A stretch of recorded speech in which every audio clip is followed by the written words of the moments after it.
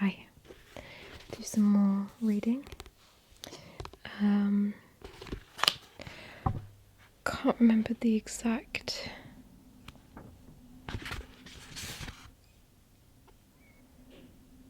last bit I read.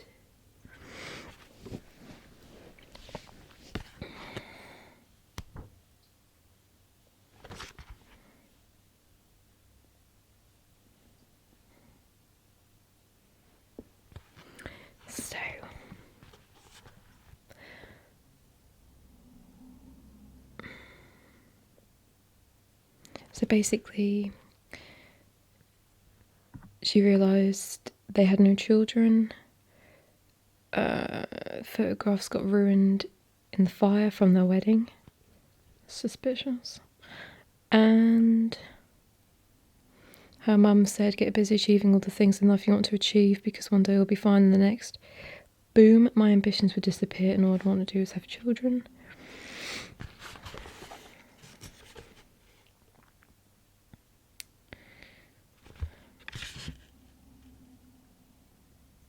Okay, so basically,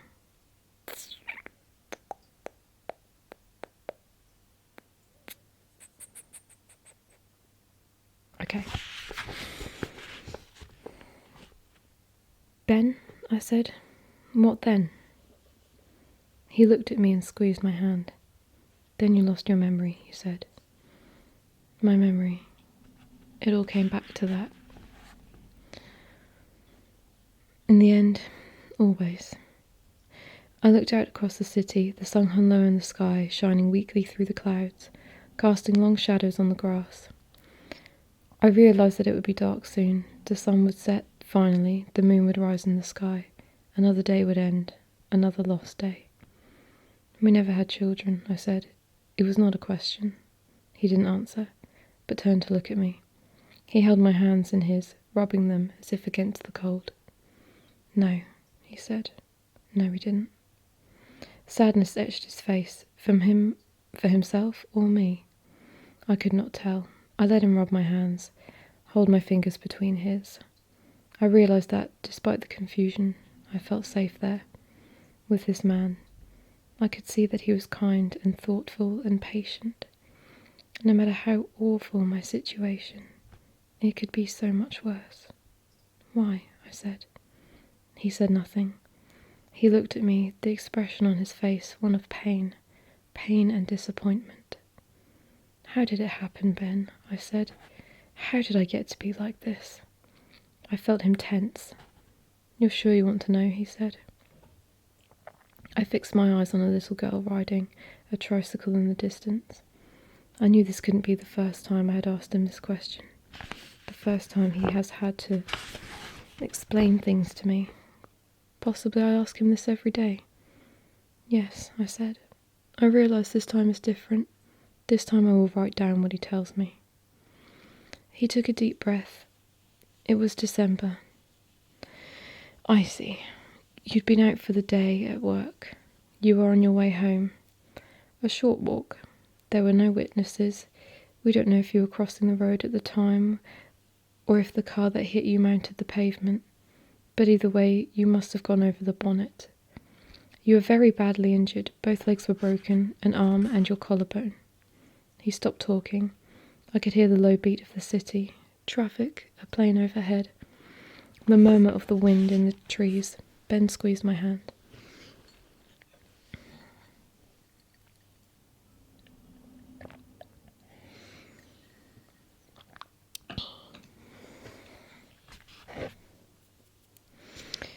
They said your head must have hit the ground first, which is why you lost your memory. I closed my eyes. I could remember nothing of the accident, and so did not feel angry or even upset. I was filled instead with a kind of regret, an emptiness, a ripple across the surface of the lake of memory. He squeezed my hand and I put mine over his, feeling the cold, hard band of his wedding ring. You were lucky to survive, he said. I felt myself go cold. What happened to the driver? He didn't stop. It was a hit and run. We don't know who hit you. But who would just do that, I said. Who would run someone over and then just drive away?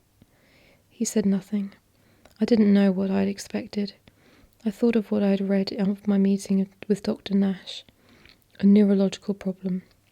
He had told me, structural or chemical or hormonal imbalance. I assume he had meant an illness. Something that had just happened, had come out of nowhere. One of those things.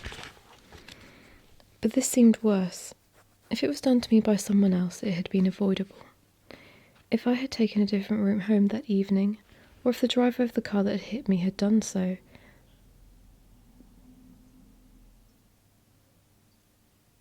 I would still have been normal. I might have even been a grandmother by now. Just. Why? I said. Why? It was not a question he could answer, and so Ben said nothing.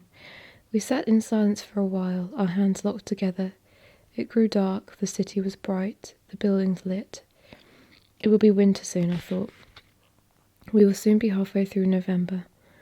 December will follow, and then Christmas. I couldn't imagine how I would get from here to there. I couldn't imagine living through a whole string of identical days. Shall we go? Said Ben. Back home? I didn't answer him. Where was I said. The day that I was hit by a car. What had I been doing? You were on your way home from work, he said. What job, though? What was I doing? Oh, he said. You had a temporary job as a secretary, well, personal assistant, really, at some lawyers, I think it was. But why? I began. You needed to work so that we could pay the mortgage, he said. It was tough for a while. That wasn't what I meant, though. What I wanted to say was, you told me I had a PhD. Why had I settled for that? But why was I working as a secretary, I said. It was the only job you could get. Times were hard. I remembered the feeling I had earlier. Was I writing? I said. Books? He shook his head. No. So it was a transitory ambition then. Or maybe I had tried and failed. As I turned to ask him, the clouds lit up, and a moment later there was a loud bang. Startled, I looked below. Sparks in the distant sky, raining down on the city below. Startled, I looked out, and then blah, blah, blah, blah. What was that? I said. A firework, said Ben. It was bonfire night this week. A moment later, another firework lit the sky, another loud bang. It looks like there'll be a display, he said. Shall we watch? I nodded. It could do no harm. And though part of me wanted to rush home and do my journal, to write down what Ben had told me, another part of me wanted to stay, hoping he might tell me more. Yes, I said, let's. He grinned, and he put his arm round my shoulders. The sky was dark for a moment, and then there was a crackle and a fizz, and a thin whistle as a tiny spark shot high. It hung for a slow moment before exploding in orange brilliance with an echoing bang. It was beautiful. Usually we go to a display, said Ben. One of the big organised ones. But I forgot it was tonight. He nuzzled my neck with his chin. Is this okay? Yes, I said. I looked out over the city, at the explosions of colour in the air above it, at the screeching lights. This is fine. This way we get to see all the displays. He sighed. Our breath missed the air in front of us, each mingled with that of the other, and we sat in silence, watching the sky turn to colour and light. The smoke rose from the gardens of the city, lit with violence, with red and orange.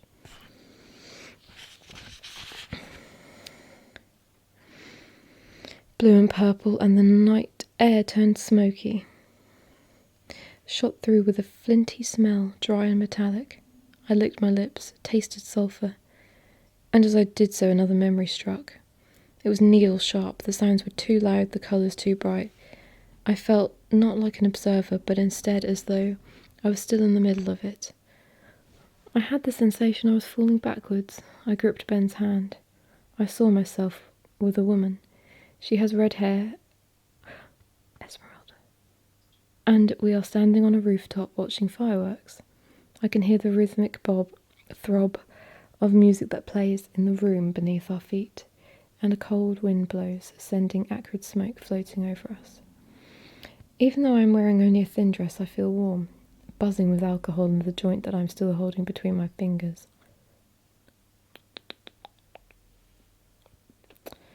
I feel gravel under my feet and remember I have discarded my shoes and left them in this girl's bedroom downstairs. I look across at her as she turns to face me and I feel alive, dizzyingly happy. Chrissy, she says, taking the joint, fancy a tab? I don't know what she means and tell her.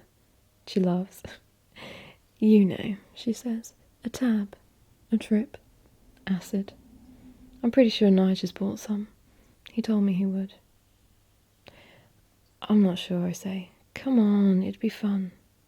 I laugh and take the joint back, inhaling a lungful as if to prove that I am not boring. We've promised ourselves that we will never be boring. I don't think so, I say. It's not my scene. I think I just want to stick to this and beer, okay? I suppose so, she says, looking back over the railing. I can tell she's disappointed, though not angry with me, and wonder whether she will do it anyway, without me. I doubt it. I've never had a friend like her before. One who knows everything about me, whom I trust, sometimes even more than I trust myself. I look at her now, her red hair wind-whipped, the end of the joint glowing in the dark. Is she happy with the way her life is turning out? Or is it too early to say? Look at that, she says, pointing to where a Roman candle has exploded, throwing the trees into silhouette in front of us, in front of its red glare. I'm about to swear, okay? Because it says it in here, so... Fucking beautiful, isn't it? I laugh, agreeing with her, and then we stand in silence for a few more minutes, passing the joint between us. Eventually she offers me what is left of the soggy roach. And how did a cockroach get involved? And when I refuse it, grinds it into the asphalt with her booted foot. We should go downstairs, she says, grabbing my arm. There's someone I want you to meet. Not again, I say, but I go anyway. We step over a couple kissing on the stairs. It's not going to be another one of those pricks from your course, is it? Fuck off, she says, trotting down the stairs. I thought you'd love Alan. I did, I said, right up until the moment he told me he was in love with a guy called Christian. Yes, well, how was I supposed to know that Alan would decide to choose you to come out to? This one's different. You'll love him. I know it. Just say hello. There's no pressure. Okay, I say. I push the door open and we go into the party. The room is large with concrete walls and unshaded light bulbs hanging from the ceiling. We make our way to the kitchen area and get ourselves a beer, then find a spot over by the window. So where's this guy then, I say, but she doesn't hear me. I feel the buzz of the alcohol and the weed and begin to dance. The room is full of people, dressed mostly in black. Fucking art students, I think. Someone comes over and stands in front of us. I recognise him. Keith. We've met before at a different party, where we ended up kissing in one of the bedrooms. Now, though, he's talking to my friend, pointing to one of her paintings that hangs on the wall in the living room. I wonder whether he's decided to ignore me, or can't remember having met me before. Either way, I think, he's a jerk. I finish my beer. Want another? I say. Yeah, says my friend. Want to get them while I deal with Keith? And then I'll introduce you to that bloke I mentioned, okay? I laugh. Okay, whatever. I wander off into the kitchen. A voice, then, loud in my ear. Christine? Chris? Are you okay? I felt confused. The voice sounded familiar. I opened my eyes. With a start I realised I was outside, in the night air, on Parliament Hill, with Ben calling my name, and fireworks in front of me turning the sky the colour of blood. You had your eyes closed, he said. What's the matter? What's wrong? Nothing, I said. My head spun. I could hardly breathe. I turned away from my husband, pretending to watch the rest of the display. I'm sorry, nothing. I'm fine. You're shivering, he said. Are you cold? Do you want to go home? I realised I was. I did. I wanted to record what I had just seen. Yes, I said. Do you mind? On the way home, I thought back to the vision I had seen as we watched the fireworks. It had shocked me with its clarity, its hard edges. It had caught me, sucked me into it as if I were living it again. I felt everything, tasted everything. The cool air and the fizz of the beer, the burn of the weed at the back of my throat, Keith's saliva warm on my tongue. It felt real, almost more real than the life I'd opened my eyes to when it vanished. I didn't know exactly where it was from. University, I supposed, or just after. The party I had seen myself at was the kind I imagined a student would enjoy. It did not have the feel of responsibility. It was carefree and light.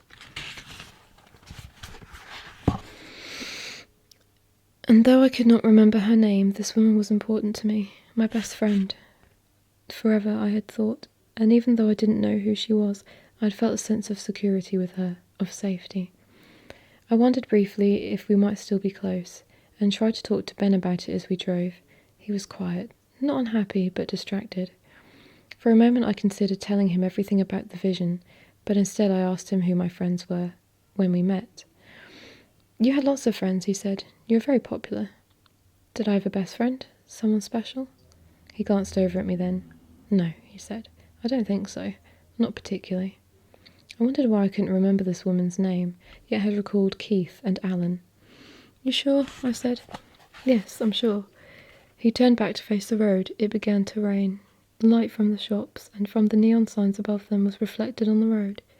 There is so much I want to ask him, I thought. But I said nothing, and after a few more minutes, it was too late. My fish just splashed. We were home, and he had begun cooking. It was too late. As soon as I had finished writing, Ben called me down to our dinner. He had set the table and poured glasses of white wine, but I was not hungry and the fish was dry. I left most of my meal. Then, as Ben had cooked, I offered to wash up. I carried the plates through and ran hot water into the sink, all the time hoping that later I'd be able to make an excuse and come upstairs to read my journal and perhaps write some more.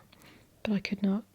To spend so much time alone in our room would arouse suspicion, and so we spent the evening in front of the television. I could not relax. The thought of my journal and watched the hands of the clock on the mantelpiece creep from 9 to 10 to 10:30. Finally, as they approached 11, I realised I've no more time tonight, and said, I think I'm going to turn in. It's been a long day. He smiled, tilting his head. Okay, darling, he said. I'll be up in a moment. I nodded and said okay, but as I left the room I felt a creeping dread. This man is my husband, I told myself. I am married to him. Yet still I somehow feel as if going to bed with him was wrong. I could not remember ever having done so before, and did not know what to expect. In the bathroom I used the toilet and brushed my teeth without looking at the mirror. All the photos arranged around it. I went into the bedroom and found my nightie unfolded on my pillow and began to get dressed. Folded. I wanted to be ready before he came in, to be under the covers. For a moment I had the absurd idea that I could pretend to be asleep. I took off my pullover and looked at myself in the mirror. I saw the cream bra I had put on this morning, and as I did so, I had a fleeting vision of myself as a child, asking my mother why she wore one and when I did not, and telling her telling me that one day I would. And now that day was here, and it had not come gradually, but instantly. Here even more obviously than the lines on my face and wrinkles on my hands, was the fact that I was not a girl anymore, but a woman, here in the soft plumpness of my breasts. I pulled the nightie over my head and flattened it down. I reached underneath it and unhooked my bra, feeling the weight of my chest as I did so. I then unzipped my trousers and stepped out of them. I did not want to examine my body further. Not tonight. And so, once I had peeled off the tights and knickers I'd put on this morning, I slipped between the covers and, closing my eyes, turned onto my side. I heard the clock downstairs chime, then a moment later Ben came into the room. I didn't move but listened to him undress, then felt the sag of the bed as he sat on its edge.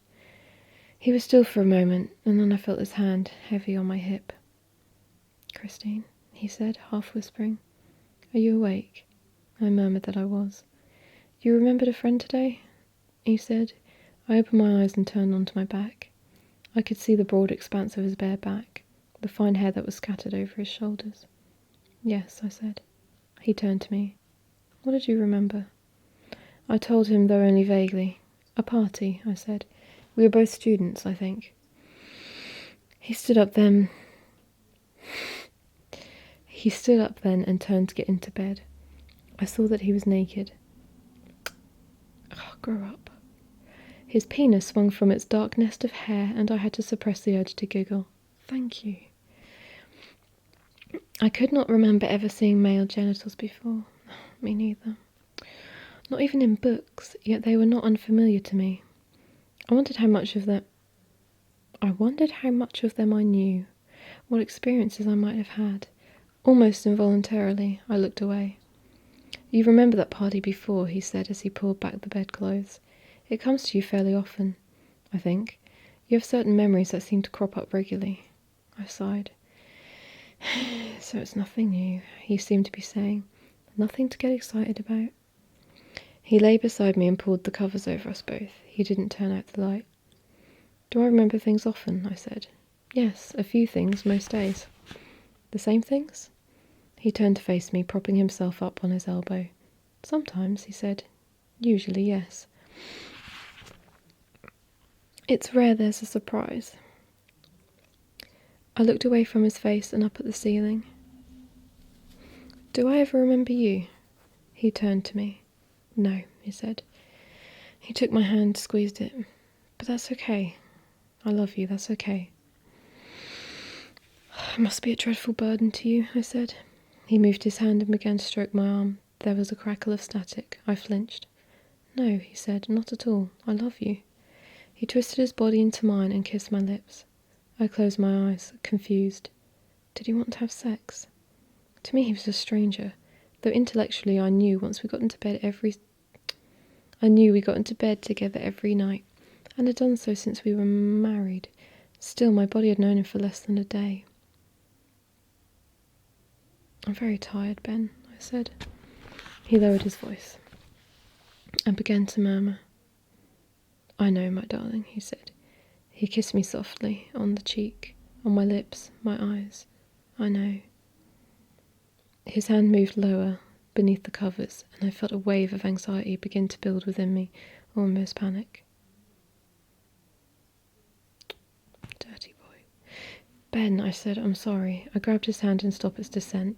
I resisted the urge to fling it away as if it were revolting and stroked it instead. I'm tired, I said. Not tonight, okay? He said nothing, but withdrew his hand and lay on his back. Disappointment came off him in waves. I didn't know what to say. Some part of me thought I should apologise, but some larger part told me I'd done nothing wrong. And so we lay in silence, in bed but not touching, and I wondered how often this happens. How often does he come to bed and crave sex? Whether I ever want it myself, or even feel able to give it to him. And if this is always what happens, this awkward silence if I do not. Good night, darling, he said. After a few more minutes and the tension lifted, I waited until he was snoring softly and slipped out of bed, and here in the spare room, sat down to write this. I would like so much to remember him, just once. It's a bit awkward, isn't it, when she don't remember him and he wants sexy times. Just saying. Okay.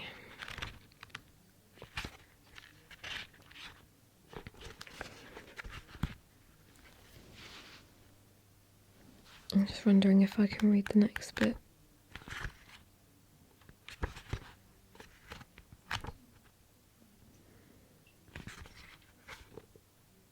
This is the 12th of November.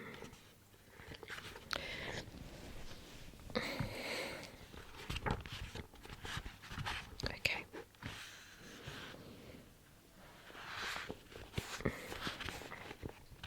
The clock has just chimed 4. It is beginning to get dark. Ben will not be home just yet, but as I sit and write, I listen for his car. The shoebox sits on the floor next to my feet, the tissue paper in which this journal was wrapped, spilling out of it. If he comes in, I will put my book in the wardrobe and tell him I have been resting. It is dishonest, but not terribly so. And there is nothing wrong with wanting to keep the contents of my journal a secret. I must write down what I have seen, what I have learned, but that doesn't mean I want someone, anyone to read it. I saw Dr. Nash today. We were sitting opposite each other on either side of his desk.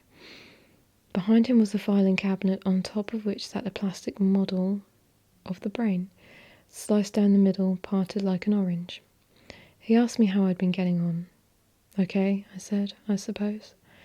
It was a difficult question to answer. The few hours since I had woken that morning were the only ones I could clearly remember. I met my husband, as if for the first time, though I knew it was not. Was called by my doctor, who told me about my journal. Then, after lunch, he picked me up and drove me here in his office. To his office. He drove her there in his office. I wrote in my journal, I said, after you called, on Saturday. He seemed pleased. Do you think it helped at all? I think so, I said. I told him about the memories I'd had, the vision of the woman at the party, of learning of my father's illness. He made notes as I spoke. Do you still remember those things now? He said. Or did you when you woke up this morning? I hesitated. The truth was I did not. Or only some of it at least. This morning I'd read my entry for Saturday, of the breakfast I'd shared with my husband. Oh, this is Monday, by the way. Of the trip to Parliament Hill. It felt as unreal as fiction, nothing to do with me, and I found myself reading and rereading the same section, over and over, trying to cement it in my mind, to fix it. It took me more than an hour. I read of the things Ben had told me, of how we met and married, of how we lived, and I felt nothing. Yet other things stayed with me. The woman, for example, my friend. I could not recall specifics. The firework party, being on the roof with her, meeting a man called Keith. But her memory still exists within me, and this morning, as I read and reread my entry for Saturday, more details had come. The vibrant red of her hair, the black clothes that she preferred, the studded belt, the scarlet lipstick. The way that she used to make smoking look as though it was the coolest thing in the world. It's not, kids. Okay. I could not remember her name, but now recalled the night we met in a room that was shrouded in a thick fog of cigarette smoke and alive with the whistles and bangs of pinball machines and a tinny jukebox. She had given me a light when I asked her for one, and then introduced herself and suggested I join her and her friends. We drank vodka, and later, we drank vodka and lager, and later, the words are too similar. She held my hair out of the toilet bowl as I vomited most of it back up. I guess we're definitely friends now, she said, laughing, as I pulled myself back to my feet. I wouldn't do that for just anyone, you know. I thanked her, and, for no reason I knew, and as if it just explained what I had done, I told her my father was dead. Fuck, she said. And what must have been the first of her many switches from drunken stupidity to compassionate efficiency. She took me back to her room and we ate toast and drank black coffee, all the time listening to records and talking about our lives, until it began to get light. She had paintings propped up against the wall and at the end of the bed, and sketchbooks littered the room. You're an artist? I said, and she nodded. It's why I'm here at university, she said. I remembered her telling me she was studying fine art. I'll end up a teacher, of course. But in the meantime, one has to dream, yes. I laughed. What about you? What are you studying? I told her, English. Ah, she said. So do you want to write novels or teach then? She laughed, not unkindly, but I didn't mention the story I had worked on in my room before coming down. Dunno, I replied instead. Guess I'm the same as you, she laughed again. Well, here's to us, she said. As we toasted each other with coffee, I felt, for the first time in months, that things might finally be all right. I remembered all this. It exhausted me, this effort of will to search the void of my memory, trying to find any tiny detail that might trigger a recollection. But my memories of my life with my husband, they had gone. Reading those words had not stirred even the smallest residue of memory. It was as if not only had the trip to Parliament Hill not happened, but neither had the things he told me there. I remember some things, I said to Dr. Nash. Things from when I was younger, things that I remembered yesterday. They're still there, and I can remember more details too.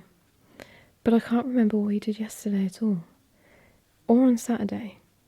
I can try to construct a picture of the scene that I described in my journal, but I know it isn't a memory. I know I'm just imagining it. He nodded. Is there anything you remember from Saturday? Any small detail that you wrote down that you can still recall? The evening, for example. I thought of what I had written about going to bed. I realised I felt guilty. Guilty that despite his kindness, I had not been able to give myself to my husband. No, I lied. Nothing. I wondered what he might have done differently for me to want me to take him in my arms, to let him love me. Flowers? Chocolates? Does he need to make romantic overtures every time he'd like to have sex? As if it were the first time? I realise how close the avenues of seduction are to him. He can't even play the first song we danced to at our wedding, or recreate the meal we enjoyed the first time we ate out together, because I don't remember what they are. And in any case, I am his wife. He should not have to seduce me as if we had only just met every time he wants us to have sex. But is there ever a time when I'd let him make love to me? Or perhaps even want to make love to him? Do I ever wake and know enough for desire to exist unforced? I don't even remember Ben, I said. I had no idea who he was this morning. He nodded. You'd like to? I almost laughed. Of course, I said. I want to remember my past. I want to know who I am, who I married. It's all part of the same thing. Of course, he said. He paused, then leaned his elbows on the desk and clasped his hands in front of his face, as if thinking carefully about what to say, or how to say it. What you've told me is encouraging. It suggests that the memories aren't lost completely. The problem is not one of storage, but of access. I thought for a moment and then said, You mean my memories are there, I just can't get to them? He smiled. If you like, yes. I felt frustrated, eager. So how do I remember more? He leaned back and looked at the file in front of him. Last week, he said, on the day I gave you your journal, did you write that I showed you a picture of your childhood home? I gave it to you, I think. Yes, I said, I did. You seem to remember much more having seen that photo. Then when I asked you about the place when you used to live without showing you a picture of it first, he paused, which, again, isn't surprising. But I'd like to see what happens if I show you pictures from the period you definitely don't remember. I want to see if anything comes back to you then. I was hesitant, unsure of where this avenue might lead, but certain it was a road I had no choice but to take. Okay, I said. Good. We'll look at just one picture today. He took a photograph from the back of the file and then walked around the desk to sit next to me. Before we look, do you remember anything of your wedding? I already knew there was nothing there. As far as I was concerned, my marriage to the man I had woken up with this morning had simply not happened. No, I said, nothing. You sure? I nodded. Yes. He put the photograph on the desk in front of me. You got married here, he said, tapping it. It was of a church, small, with a low roof and tiny spire. Totally unfamiliar. Anything? I closed my eyes and tried to empty my mind. A vision of water, my friend, a tiled floor, black and white, nothing else. No, I don't remember having ever seen it before. He looked disappointed. You're sure?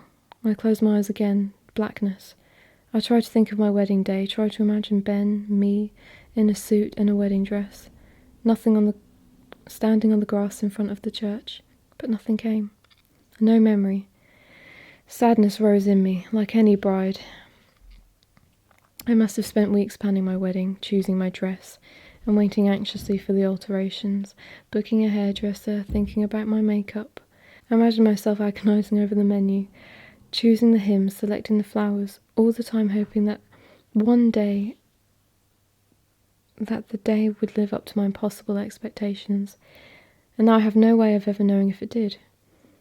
It's all been taken from me, every trace erased, everything apart from the man I married. No, I said, there's nothing. He put the photograph away. According to the notes taken during your initial treatment, you were married in Manchester, he said. The church is called St. Mark's. That was a recent photograph. It's the only one I could get, but I did imagine it looks pretty much the same now as it did then. There are no photographs of our wedding, I said. It was both a question and a statement. No, they were lost. In a fire at your home, apparently. I nodded, hearing him say it cemented it somehow, made it seem more real. It was almost as if the fact he was a doctor gave his words authority that Ben's didn't have. When did I get married? I said. It would have been the mid-80s. Before my accident? Dr. Nash looked uncomfortable. I wondered if I'd ever spoken to him about the accident that left me with no memory. You know about what caused your amnesia, he said. Yes, I spoke to Ben the other day. He told me everything. I wrote it in my journal. He nodded. How do you feel about it? I'm not sure, I said. The truth was that I had no memory of the accident, and so it didn't seem real. All I had were its effects, the way it had left me. I feel like I ought to hate the person who did this to me, I said, especially as they've never been caught. Never been punished for leaving me like this, for ruining my life. But the odd thing is I don't, really. I can't imagine them, or picture what they look like. It's like they don't even exist. He looked disappointed. Is that what you think? He said, that your life is ruined? Yes, I said after a few moments. Yes, that is what I think. He was silent. Isn't it? I don't know what I expected him to do or say. I suppose part of me wanted him to tell me how wrong I am, to try and convince me that my life is worth living. But he didn't. He just looked straight at me. I noticed how striking his eyes are, blue flecked with grey. I'm sorry, Christine, he said. I'm sorry, but I'm doing everything I can, and I think I can help you, I really do. You have to believe that. I do, I said, I do. He put his hand on top of mine, where it lay on the desk between us. It felt heavy, warm. He squeezed my fingers, and for a second I felt embarrassed for him, and also for me. But then I looked at his face, at the expression of sadness I saw there, and realised that his action was that of a young man comforting an older woman, nothing more. I'm sorry, I said. I need to use the bathroom. When I returned, he had poured coffee and we sat on opposite sides of the desk, sipping at our drinks. He seemed reluctant to make eye contact, instead leafing through the papers on his desk, shuffling awkwardly. At first I thought he was embarrassed about squeezing my hand. But then he looked up and said, Christine, I wanted to ask you something. 2 things, really. I nodded. First, I've decided to write up your case. It's pretty unusual in the field, and I think it would be really beneficial to get the details out there in the wider scientific community. Do you mind? I looked at the journals, stacked up in a haphazard piles on the shelves around the office. Is this how he intended to further his career, or make it more secure? Is that why I'm here? For a moment I considered telling him I'd rather he didn't use my story. But in the end I simply shook my head and said, no, that's fine. He smiled. Good, thank you. Now I have a question. More of a sort of idea, really. Something I'd like to try. Would you mind? What were you thinking? I said. I felt nervous, but relieved he was finally about to tell me what was on his mind. Well, he said, according to your files, after you and Ben were married, you continued to live together in the house in East London that you shared. He paused. Out of nowhere came a voice that must have been my mother's. Living in sin. A shake of her head that said everything. And then after a year or so you moved on to another house. You stayed there pretty much until you were hospitalised. He paused. It's quite near where you live now. I began to understand what he might be suggesting. I thought we could leave now and visit it on the way home. What do you think? What did I think? I didn't know. It was an almost unanswerable question. I knew it was a sensible thing to do, that it might help me in some undefinable way that neither of us could yet understand. But I still was reluctant. It was as if my past suddenly felt dangerous. A place it must be unwise to visit. I'm not sure, I said. You lived there for a number of years, he said. I know, but we can just go inside and look at it. We can just go and look at it. We don't have to go inside. Go inside? I said. How? Yes, he said. I've written to the couple who live there now. We've spoken on the phone. They said that if it might help, they'd be more than happy to let you have a look around. I was surprised by this. Really? I said. He looked slightly away, quickly, but enough for it to register as embarrassment. I wondered what he might be hiding. Yes, he said. And then, I don't go I don't go to this much trouble for all my patients, he said. I can't talk. I said nothing. He smiled. I really think it might help, Christine. What else could I do? On the way there, I'd intended to write in my journal, but the journey was not long enough, and I'd barely finished reading the last entry when we parked outside a house. I closed the book and looked up. The house was similar to the one we'd left that morning. The one I had to remind myself I live in now, with its red brick and painted woodwork, and the same bay window and well-tended garden. If anything, this house looked bigger, and a window in the roof suggested a loft conversion that we did not have. I found it hard to understand why we'd left this place to move to what must be only a couple of miles away to an almost identical house. After a moment I realised. Memories. Memories of a better time before my accident, when we were happy, living a normal life. Ben would have had them, even if I did not. I felt suddenly positive that the house would reveal things to me, reveal my past. I want to go in, I said. I paused there. I want to write in the rest, but it's important, too important to be rushed. And Ben will be home very soon. He's late already. The sky's dark, the street echoing to the sounds of the slammed doors as people arrive home from work. Cars slow outside the house. Soon one of them will be Ben's. It is better I finish now. If I put my book away, hide it safely in the wardrobe. I will continue later.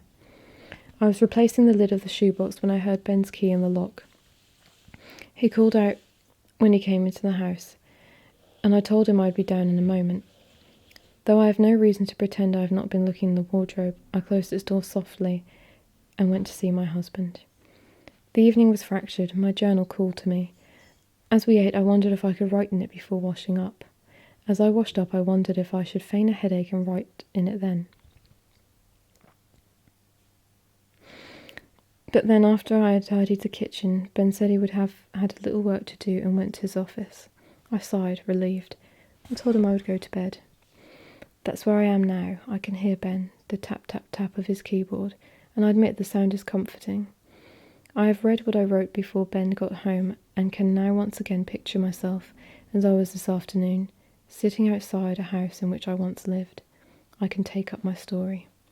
It happened in the kitchen. A woman, Amanda, had answered the doorbell's insistent buzz, greeting Dr. Nash with a handshake and me with a look that hovered between pity and fascination. You must be Christine, she said, tilting her head on one side and holding out her manicured hand. Do come in. She closed the door behind us. She was wearing a cream blouse, gold jewellery. She introduced herself and said, Say as long as you like, okay? As long as you need. I nodded and looked around. We were standing in a bright carpeted hallway. The sun streamed through the glass panels at the window to pick out a vase of red tulips that sat on a side table. The silence was long and uncomfortable. It's a lovely house, Amanda said eventually, and for a moment I felt as if Dr. Nash and I were prospective purchasers, and she and estate agents keen to negotiate a deal. We bought it about 10 years ago. We just adore it. It's so bright. Do you want to go through to the living room? We followed her into the lounge. The room was sparse, tasteful. I felt nothing, not even a dull sense of familiarity. It could have been any room in any house in any city. Thank you so much for letting us look around, said Dr. Nash. Oh, nonsense, she said with a peculiar snort. I imagined her riding horses or arranging flowers. Have you done a lot of decorating since you were here? He said. Oh, some, she said, bits and pieces. I looked at the sanded floorboards and white walls, at the cream sofa, the modern art prints that hung on the wall.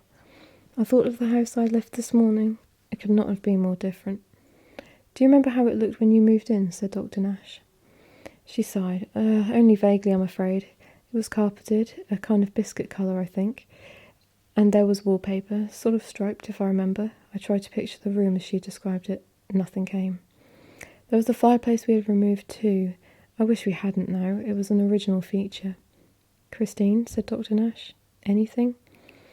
When I shook my head, he said, Do you think we could look around the rest of the house? We went upstairs. There were 2 bedrooms. Giles works from home a good deal, she said as we went in the one at the front of the house. It was dominated by a desk, filing cabinets and books. I think the previous owners must have used this as their bedroom. She looked at me, but I said nothing. It's a little bigger than the other room, but Giles can't sleep in here because of the traffic. There was a pause. He's an architect. Again, I said nothing. It's quite a coincidence, she continued, because the man we bought the house from was also an architect. We met him when we came round to look at the place. They got on quite well. I think we knocked him down by a few thousand just because of the connection. Another pause. I wondered if she was expecting to be congratulated. Giles is setting up his own practice. An architect, I thought. Not a teacher like Ben. These can't have been the people that sold the house to. I tried to imagine the room with a bed instead of the glass-topped desk, carpets and wallpaper replacing the stripped boards and white walls. Dr. Nash turned to face me. Anything? I shook my head. No, nothing. I don't remember anything. We looked in the other bedroom, the bathroom. Nothing came to me, and so we went downstairs, into the kitchen. Would you like a cup of tea? Said Amanda. It's really not a problem. It's made already. No, thank you, I said. The room was harsh, hard-edged.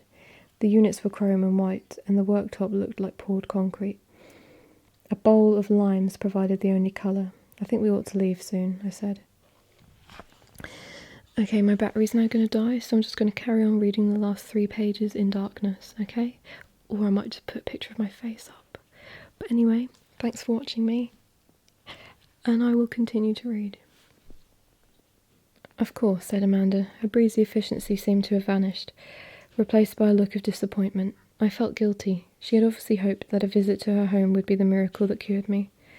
Could I have a glass of water? I said. She brightened immediately. Of course, she said. Let me get you one. She handed me a glass, and it was then, as I took it from her, that I saw it. Amanda and Dr. Nash had both disappeared. I was alone. On the worktop I saw an uncooked fish, wet and glistening, lying on an oval plate. I heard a voice, a man's voice. It was Ben's voice, I thought, but younger, somehow. White wine, it said, or red. I turned and saw him coming into the kitchen. It was the same kitchen, the one I was standing with Dr. Nash and Amanda. But it had a different coloured paint on the walls. Ben was holding a bottle of wine in each hand, and it was the same Ben, but slimmer with less grey in his hair. And he had a moustache. He was naked, and his penis was semi-erect, bobbing comically as he walked. His skin was smooth, taut over the muscles of his arms and chest. And I felt the sharp tug of lust. I saw myself gasp, but it was laughing. I was laughing. White, I think, he said, and he laughed with me. And then he put both bottles down on the table and then came over to where I stood. His arms encircled me, and then I was closing my eyes, my mouth opened, as if involuntarily, and I was kissing him, and he me. I could feel his penis pressing into my crotch and then his hand moving towards it. And even as I was kissing him, I was thinking, I must remember this, how this feels. I must put this in my book. This is what I want to write. I fell into him then, pressing my body against his, and his hands began to tear at my dress, groping for the zip. Stop it, I said. Don't. But even though I was saying no, asking him to stop, I felt as though I wanted him more than I had ever wanted anyone before. Upstairs, I said, quick. And then we were leaving the kitchen, tearing at our clothes as we went, and heading up to the bedroom with the grey carpet and blue patterned paper. All the time I was thinking, yes, this is what I ought to be writing about in my next novel. This is the feeling I want to capture. I stumbled, the sound of breaking glass, and the image in front of me vanished. It was as if the spool of film had run through, the images on the screen replaced with a flickering light and the shadows of dust motes. I opened my eyes. I was still there in that kitchen, but now it was Dr. Nash standing in front of me and Amanda a little way past him, and they were both looking at me, concerned and anxious. I realised I dropped the glass. Christine, said Dr. Nash. Christine, are you okay? I didn't answer. I didn't know what to feel. It was the first time, as far as I knew, that I'd ever remembered my husband. I closed my eyes and tried to wheel the vision back. I tried to see the fish, the wine, my husband with a moustache, naked, his penis bobbing, but nothing would come. The memory had gone, evaporated as if it never existed, or had been burned away by the present. Yes, I said, I'm fine. What's wrong? Said Amanda. Are you all right? I remembered something, I said. I saw Amanda's hands fly to her mouth. Her expression changed to one of delight. Really? She said. That's wonderful. What? What did you remember? Please, said Dr. Nash. He stepped forward, taking my arm. Broken glass crunched at his feet. My husband, I said. Here, I've remembered my husband. Amanda's expression fell. Is that all? She seemed to be saying. Dr. Nash, I said. I've remembered Ben. I began to shake. Good, said Dr. Nash. Good, that's excellent. Together they led me through to the living room. I sat on the sofa. Amanda handed me a mug of hot tea, a biscuit on a plate. She doesn't understand, I thought. She can't. I have remembered Ben, me, when I was young. The two of us together. I know we were in love. I no longer have to take his word for it. It is important, far more important than she can ever know. I felt excited all the way home, lit with nervous energy. I looked at the world outside, the strange, mysterious, unfamiliar world, and in it I did not see threat but possibility. Dr. Nash had told me he thought we were really getting somewhere. He seemed excited. This is good, he kept saying, this is good. I wasn't sure whether he meant it was good for me or him. For his career, he said he'd like to arrange a scan, and almost without thinking, I agreed. He gave me a mobile phone too, telling me it used to belong to his girlfriend. It looked different from the one Ben had given me. It was smaller, and the casing flipped open to reveal a keypad and screen inside. A spare, he said. You can ring me any time it's important, and keep it with you. I'll call you on it to remind you about your journal. That was hours ago. Now I realised he gave it to me so that he could phone me without Ben knowing. He'd even said as much. I rang the other day and Ben answered. It might get awkward. This will make things easier. I took it without question. I have remembered Ben. Remembered that I loved him. He will be home soon. Perhaps later, when we go to bed, I will make amends for last night's neglect. I feel alive, buzzing with potential. And that's that then. Oh, that's nice, isn't it? Okay. I'm done. See you later. Have a nice sleep if that's what you're now gonna do. Whoa, bye.